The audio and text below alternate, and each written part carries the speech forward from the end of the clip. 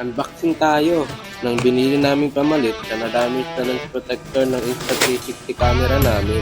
Nagkaroon na kasi ng gasgas yung outer lens protector kaya bumili na kami ng bagong lens protector. Maganda yung nabili namin kasi may kasamang rubber cover para sa body ng camera. Tapos meron din itong malaking cap para sa dalawang lenses. Ito po yung brand.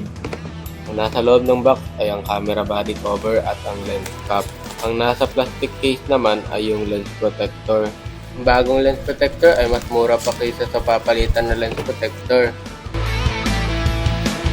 Ito yung lens cap at saka yung camera body case. At ito na yung bagong lens protector. Ito na yung Insta360 X3 camera na ginagamit namin. Dito, tinanggal ko na yung lumang inner camera lens protector. Medyo nahirapan akong tanggalin yung adhesive. Dito, sinimulan ko na tanggalin ang outer lens protector.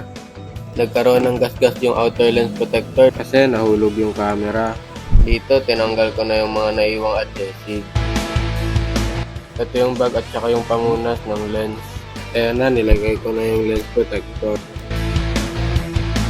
Tapos kung i-secure ang lens protector, nilagay ko na ang camera casing.